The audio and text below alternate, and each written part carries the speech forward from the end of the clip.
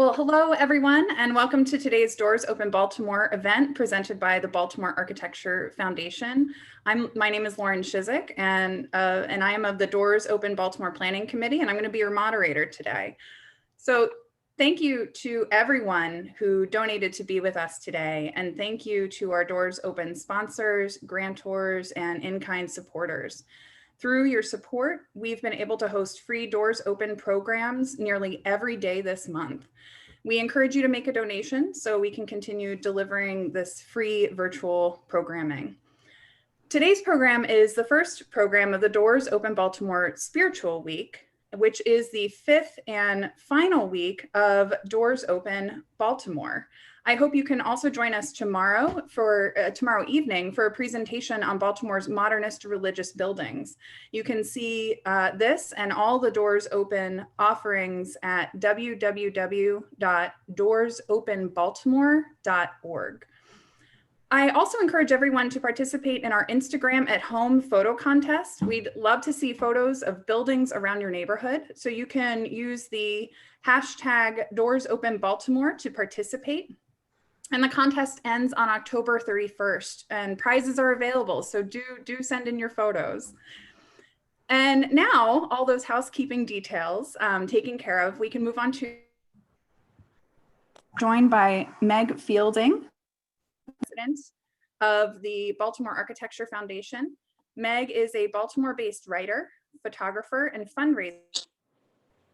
Design, architecture, culture, and current in Baltimore and around the world. And I encourage you to follow her Instagram handle, Pigtown Design, to follow her architectural adventures. If folks have questions for Meg, please add them in the chat box, and we will get to as many as we can at the end of the presentation. With that, take it away, Meg. Hi, everybody. I'm so glad to be here.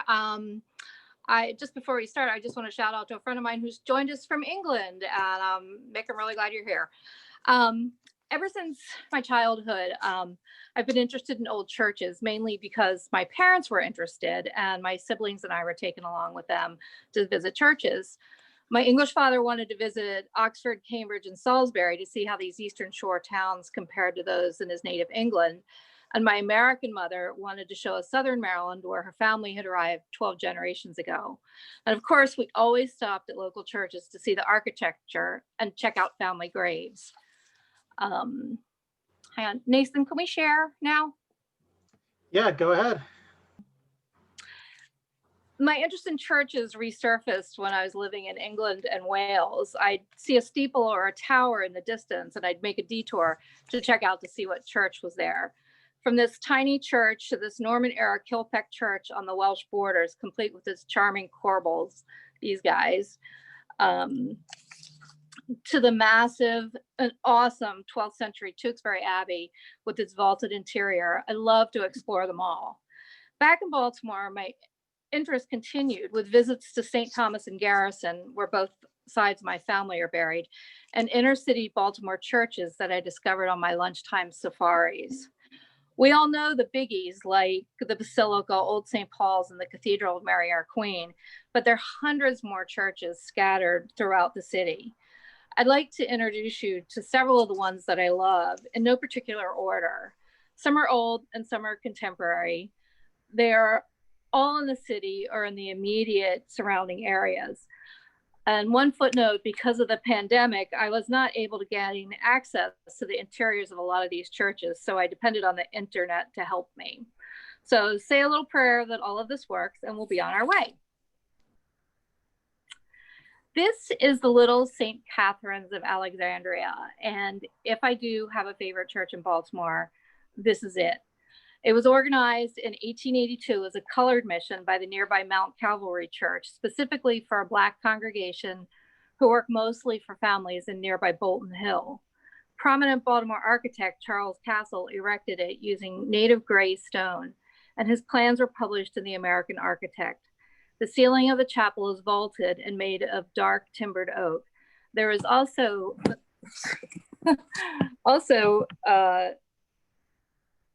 a steeple, which was right here, Whoops. I have this all rigged up, so it's a little wobbly. There's also a steeple right here until the 1950s, and Justice Thurgood Marshall was confirmed at St. Catherine's. The deed to the church was only transferred to St. Catherine's in 1996.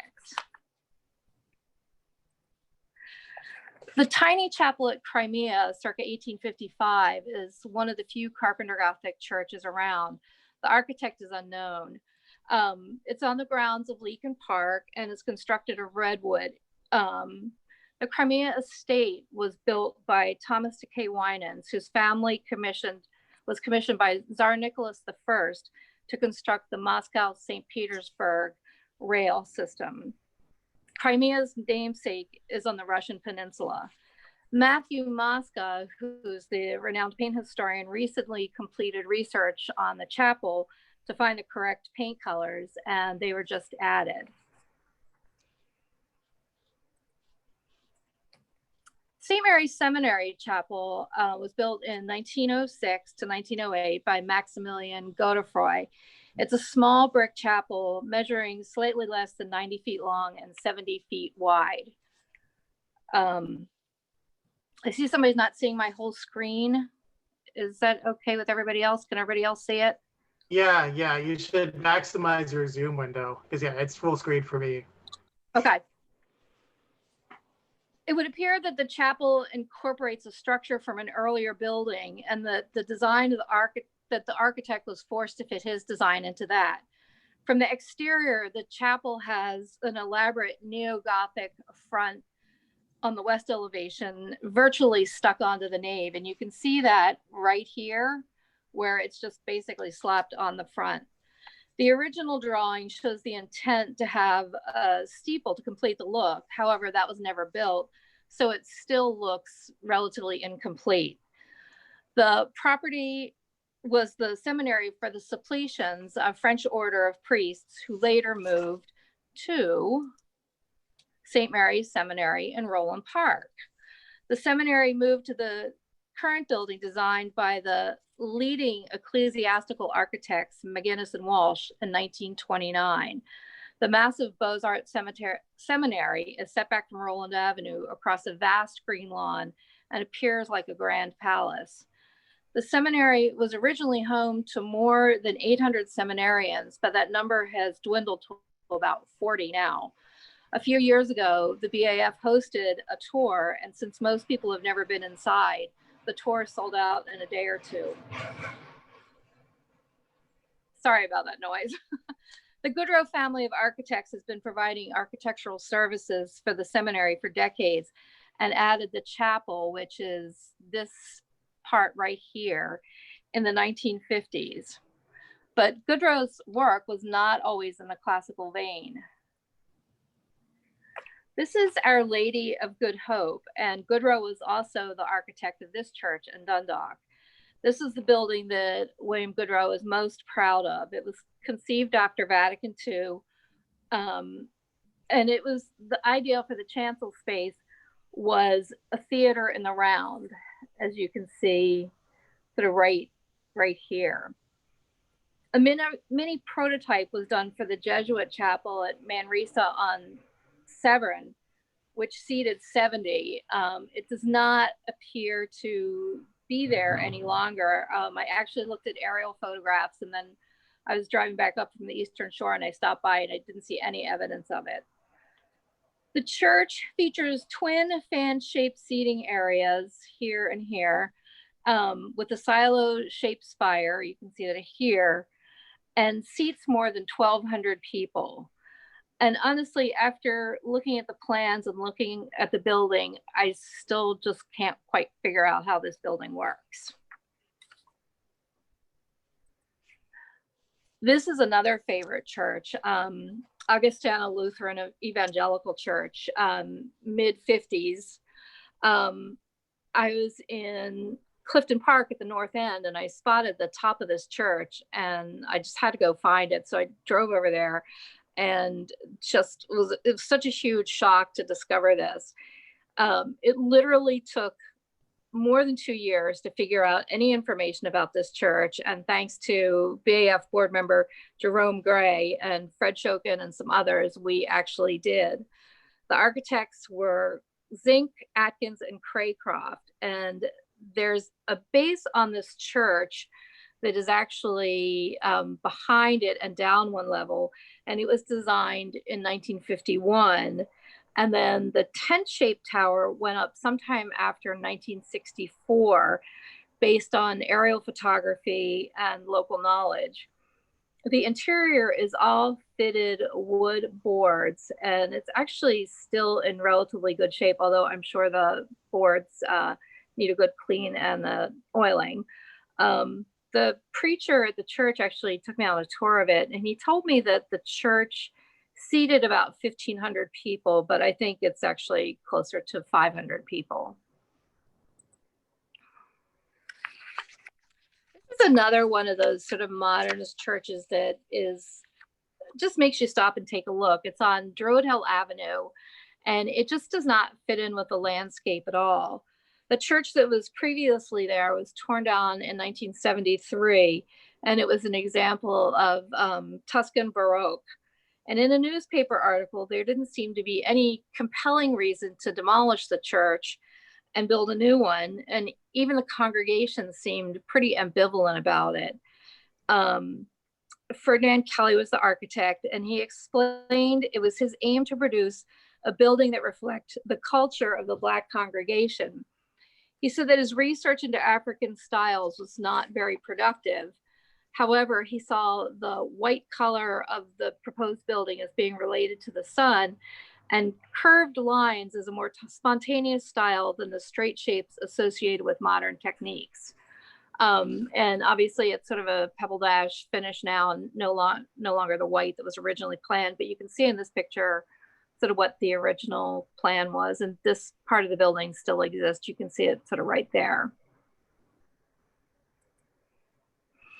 St. Michael's the Archangel Ukrainian Catholic Church is one of Baltimore's newer churches, so circa 1991.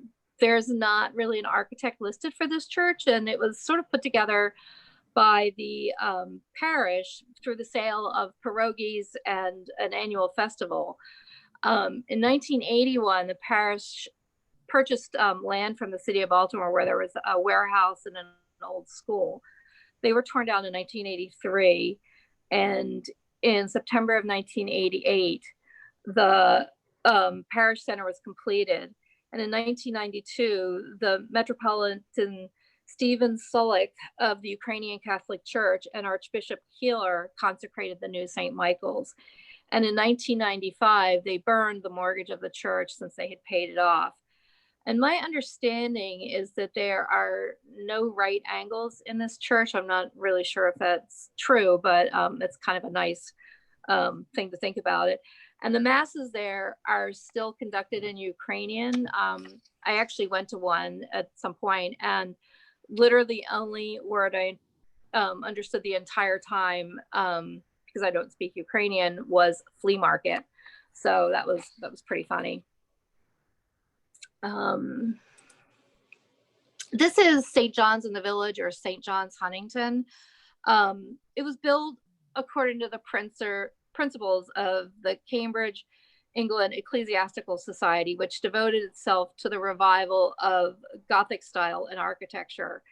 It was patterned after St. Michael's in Longstanton, England, and it was a pure example of English Gothic. The design involved a long nave, as you can see here, lancet windows, thick, low medieval walls, and a high-pitched roof. There was a south porch and a relatively small sanctuary. Sadly, this church has been listed as in peril by the Episcopal Diocese, as their main benefactor died several years ago, and they no longer have significant financial support. And I'm actually not sure what the status of it is right now, if it's still operating at all.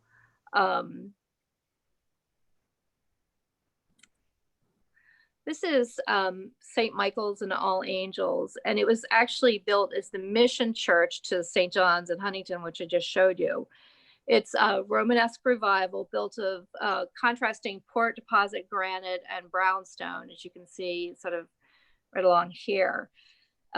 Designed by Sperry and Wyatt, and their style is sort of lighter than Lovely Lane, which is right across the street. It was designed by Stanford White, and also of the Goucher buildings that are just up the street a little bit.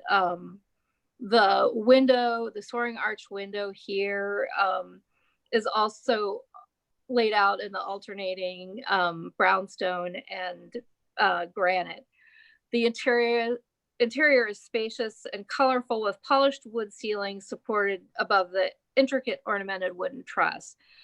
Because the church fronts onto 21st Street and the St. Paul side is blocked by trees, you really don't see this church very much unless you happen to be stopped at the traffic light. And even because of these trees here, you just don't see it. But it's really a lovely little church, and it's been revived in the last couple of years, which is great.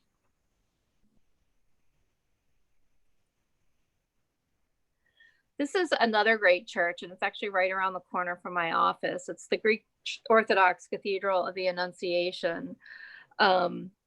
Actually, I think the architect is Charles Castle, and it was constructed in 1888 of port deposit granite. And originally this church was a Protestant church, and then the congregation disbanded and the church sat empty for a number of years. And then the Greeks acquired it in 1937. Although stained glass is not traditional in Greek churches, they've kept these stained glass windows because some of them are original Tiffany windows. And just as an aside, they're having their food festival next week, I think, and you can order online and they'll deliver it to your car. So I always recommend their food. This is St. Joseph's Monastery, and it's actually out on Frederick Avenue in Irvington. There are several other churches here before this one was built, but the congregations kept outgrowing the spaces. So in 1931, this church was planned and the building started. And by October of 1932, the exterior of the building had been completed and the church was designated.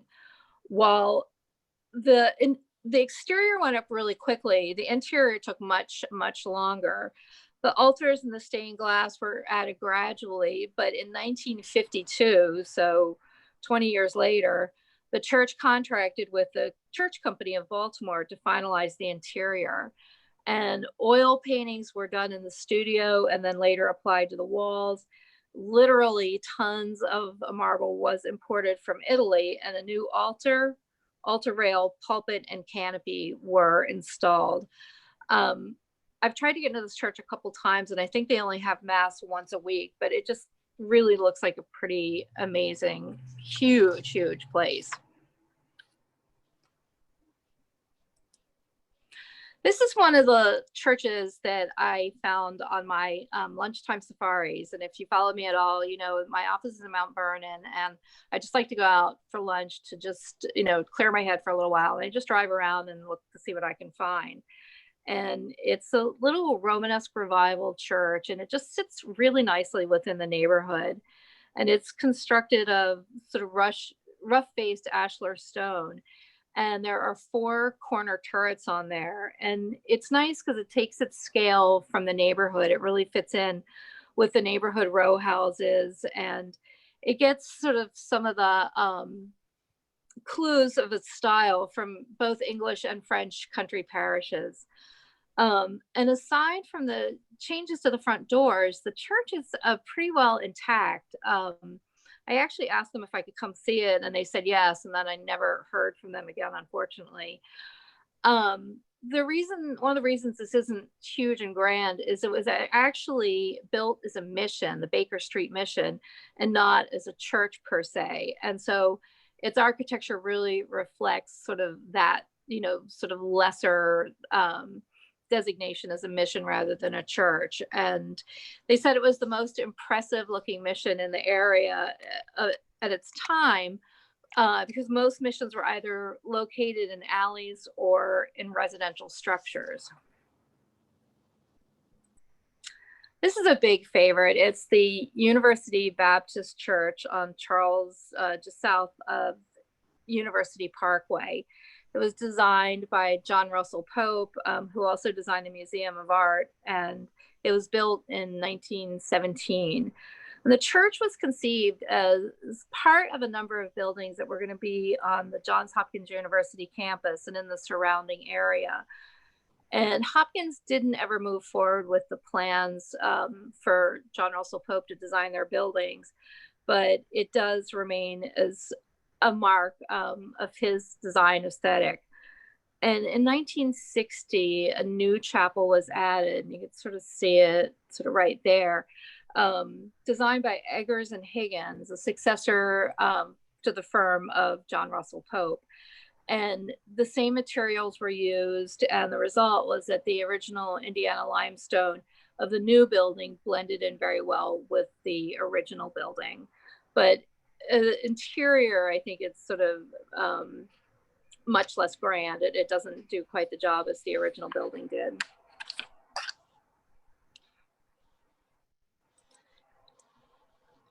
This is St. Phillips and James. It's Greco-Roman. It was designed by Theodore Wells Pych in Charles Village, very classical. One of the interesting things about this church was it is one of the first churches that used terrazzo marble as a building element. And so if you go in there, you'll really notice a lot of that. And that was one of the first places that had been done. Also, just directly adjacent to the church is the rectory, which I think is equally handsome. I think it's just a really attractive building. But as you're zooming north on Charles Street, it's right at that spot where the road sort of shifts and it changes a little bit, and you don't know what lane to be in, and you know, do you turn on 83? So you really don't notice the rectory as much because you're panicking because you don't know what lane you're in, and there's a bus right next to you. This is another one of those unusual churches that you're driving along and you see this and you're just like, where in the world did that come from? This is the Mount Hebron Church of God in Christ. I could not find a date that this was built. The architect was John Appleton Wilson. It's on West North Avenue. Wilson worked for Baldwin and Price, and then he worked for Francis Baldwin, and then he had his own firm. And he did apparently a lot of designs in sort of what is now Midtown Belvedere, with a wide range of both commercial and industrial buildings. I can only find sort of one picture of the interior of the church, and there's virtually no history of this church. And I suspect that's because it probably had a different name. And they just couldn't find it. But as you're driving west along, almost to the end of North Avenue, this is where you'll see this little church.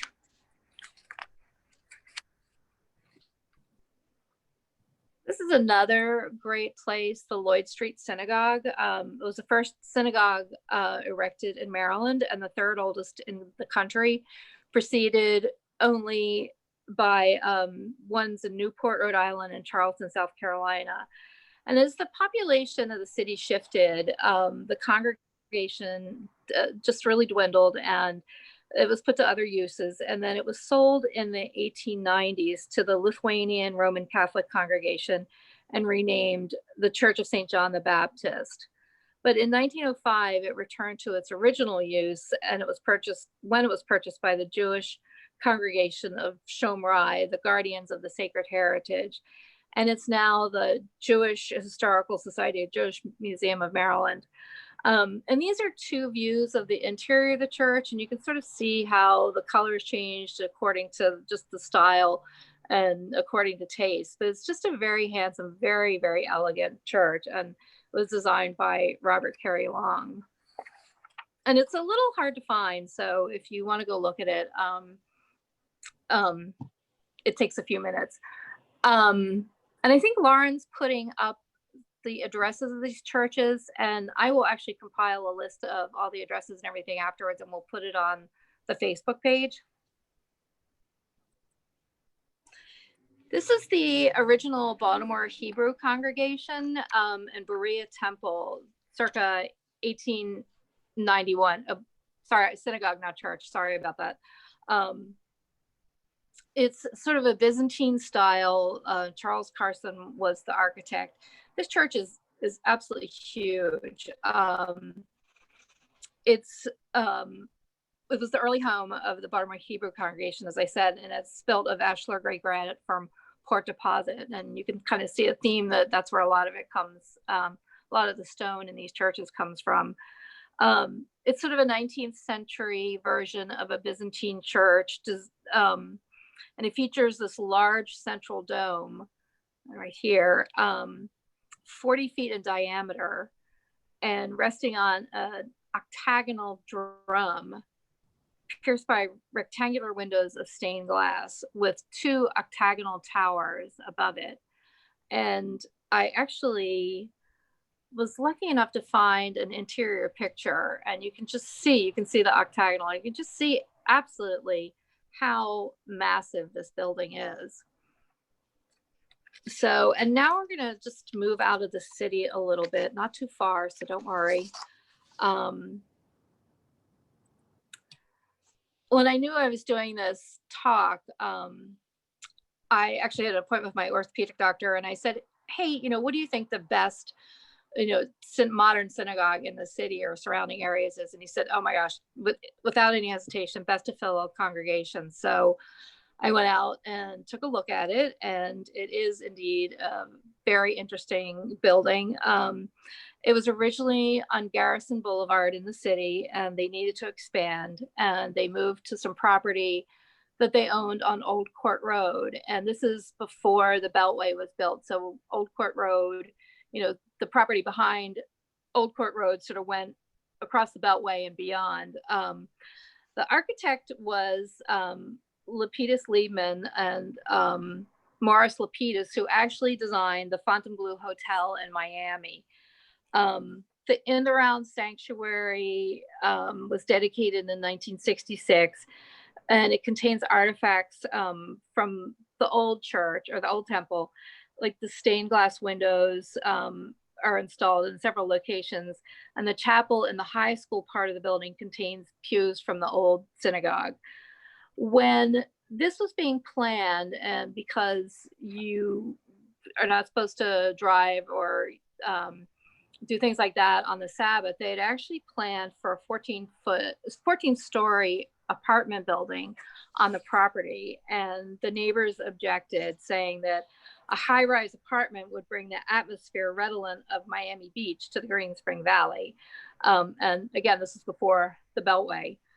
So the high-rise was never built, but there are a lot of apartments there that actually, sort of do the job of what the high-rise would have done. And a school is added later on. And it's just a really interesting building if you can take some time. It's right off of Old Court Road, I think between Green Spring and Park Heights.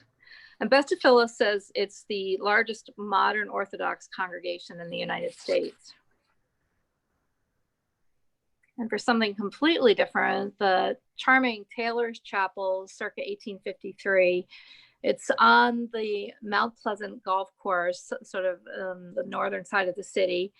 And it's remained completely unaltered since its construction. It's stone, but it was covered with white painted stucco and a gable roof.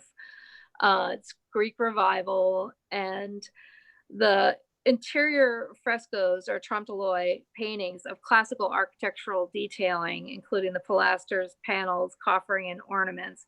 And it is very unaltered. It does have electricity, but it doesn't have heating, as you can see by the probably formerly coal stove right here. But it's just a charming little church, and occasionally they do have services there. Probably not this year, though. And if anybody knows me well, they know that I have a deep love for the early 20th century architects Palmer and Lambden.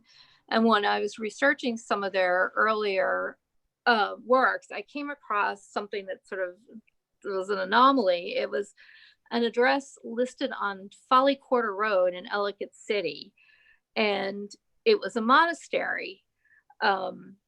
So I went out there to investigate and discovered the shrine of Saint Anthony of Padua.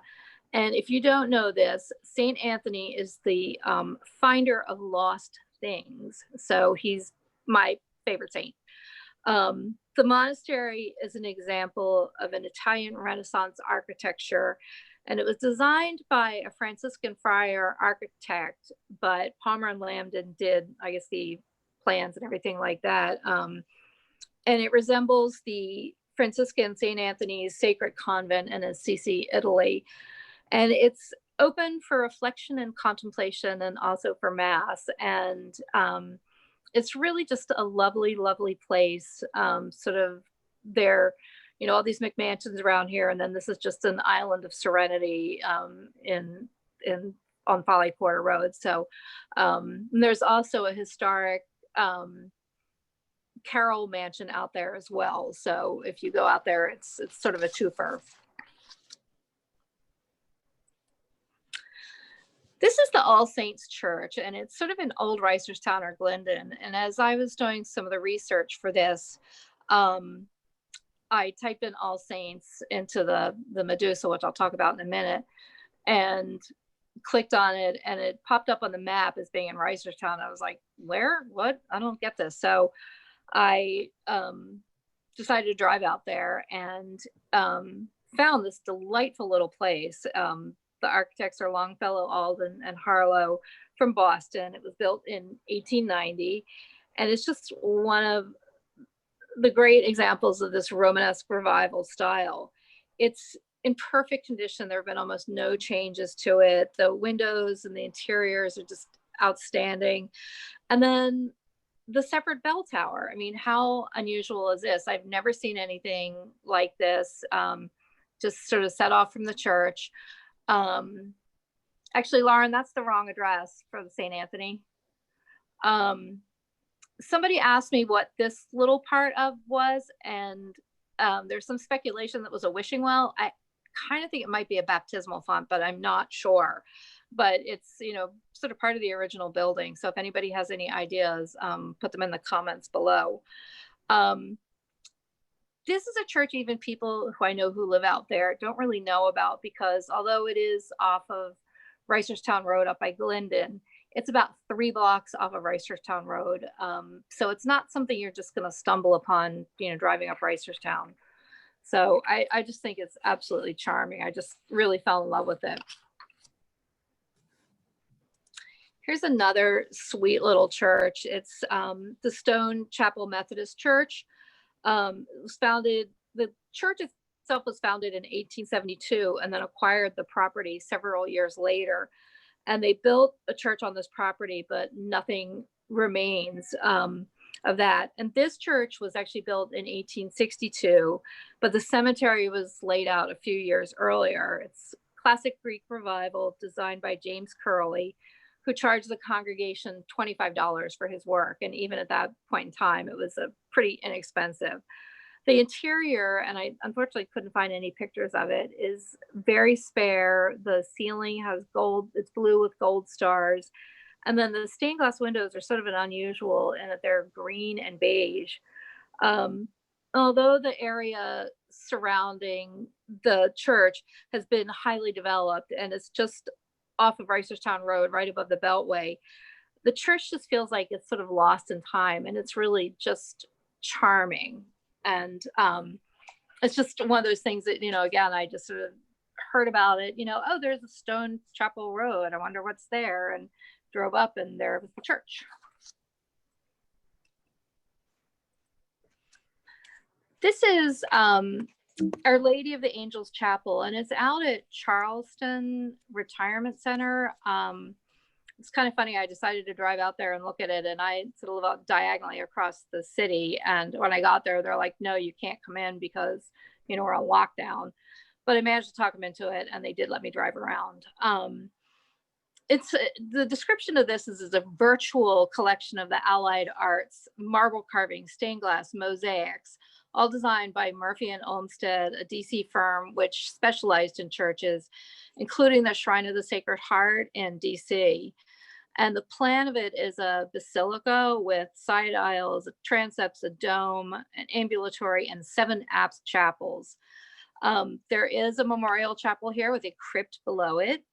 And it's an early Renaissance church, reminiscent of the churches of Bologna, with an indication of a Bozart style that you can sort of see, along here. And this is another one of the churches that is associated with the Suppletion order of priests, and they actually have, a rectory right adjacent to this property. And I think actually some of those buildings were designed by Palmer and Lambden. So this concludes our tour of Baltimore's hidden gems, but there's a little bit more. Each year I focus on a different project, and this year's was scouting historic brick churches along the Chesapeake Bay. So this was actually a great early pandemic project, because in March and April I could just hop in the car and drive over to the Eastern Shore down to Southern Maryland and not see anybody, not interact with anybody, and be by myself. And there were literally times that I would not see anybody the entire time I was gone. So a lot of these churches I was not able to get inside of, but there were several times that I must confess I did throw a ladder in the back of my car and set it up and peek inside windows. So my travels for this have taken me sort of from St. Mary's County at St. Francis Xavier Church, which is not here. Oh no, it's here, right here. To the little teeny tiny St. Patrick's Church in Darlington, which is a church for the Irish workers who worked along the Susquehanna River. This is in Solomon's from 1748. I just thought this church was pretty amazing. It's a big, chunky kind of church. St. Mary Ann's in Northeast, and the charming little Dudley's Chapel, again, one with no heat and no electricity, but just absolutely delightful. I still have to do the lower Eastern Shore, but I thought I would wait until the biting fly season was over and head down there this fall. So for more information, here's some places you might want to visit. So my Instagram, there's a lot of stuff on there, the buildings and other things, and just all the crazy stuff I do. I have a little website called ChesapeakeChurches.com, and there's a lot of information on some of the churches I just showed you. For a real drill down on the historic buildings across the state, the Maryland Historic Trust has something called the Medusa, which is a database with pretty much anything you want on it. And because I couldn't get into a lot of the churches, I found interior images on pipeoregondatabase.com, which was fascinating. And I want to extend a special thanks to my fellow BAF board member, Jerome Gray, who provided the charming watercolor sketches of the old buildings, and he very graciously allowed me to use them. So thank you very much for the interest in my talk. And if we have any questions, we'll open that up right now. Great. Well, thank you so much, Meg. Big round of applause. Since everyone else is muted, you get me. Yay! But there are a lot of accolades coming in the chat. There was one question that I can take, which is someone was asking about St. Mark's Evangelical Lutheran Church. Actually, on Doors Open Baltimore, there is a 3D interior tour of it. And this church is one of the few surviving church interiors that was designed by the Tiffany company. So it absolutely worth exploring on your own. But there are a few questions that came in for Meg, and everything is coming in on the chat. So one question that came in from Facebook regarding Saints Philip and James. Someone said, quote, "Those look like some mean mosaics in the sanctuary dome. What's the architectural impetus for mosaics in Catholic churches?"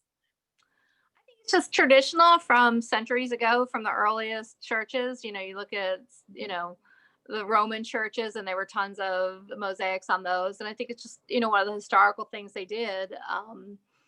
I don't know whether there's any sort of impetus for them. It was just the style. Like, it's a very specific church style. Yeah. Someone asked a toughie, which is, where did the roof tile come from on the Baltimore Hebrew Congregation Synagogue? I actually don't know that. And you might look at the Medusa, the website's right here, and you can type in the name of the church and it should bring it up, or you can go look at the map and see if they have anything. I just don't even know whether they have that kind of sort of granular detail on buildings. Just sort of depends whether the congregation right now kept it. That's one of the problems I had, that some of the congregations I got in touch with just have no history at all, absolutely no history. So, and they don't care. They don't really care about it. So, let's see, I'm trying to see if there are other questions. Any other questions coming in? Well, there have been a few questions just asking to access the video of this program. This is being filmed and recorded, and it will be put on the Baltimore Architecture Foundation's YouTube channel. So you can find this program as well as all of the other presentations from Doors Open Baltimore. I mean, we're in the dozens at this point. They are all available on the Baltimore Architecture Foundation YouTube page. okay. Okay, and let's see. Oh, someone asked, what was the church that was partially funded by pierogi sales again? That was the Ukrainian church down on Eastern Avenue. It's just immediately south of Patterson Park. Yeah, it's on Eastern and Goff. Yeah. Yeah. So. Okay, and folks are posting their recommendations for places to visit in the chat, which is wonderful.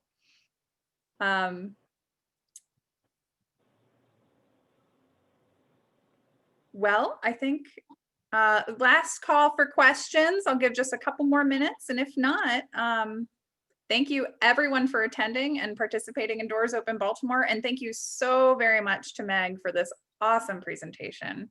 Well, you're welcome. It was my pleasure. And, Yeah. if you have any questions sort of beyond this, just leave them on our Facebook page, the Baltimore Architecture Foundation's Facebook page, and we'll get back to you. And I'll put a list of all of the addresses of all the churches that you saw today.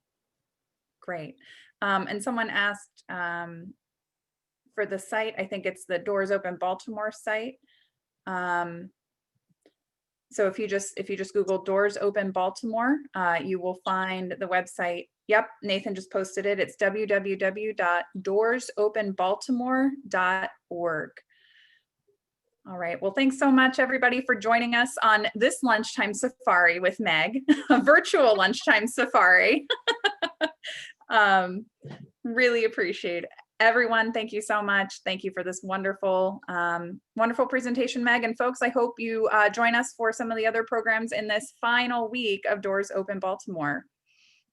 Thanks, everybody.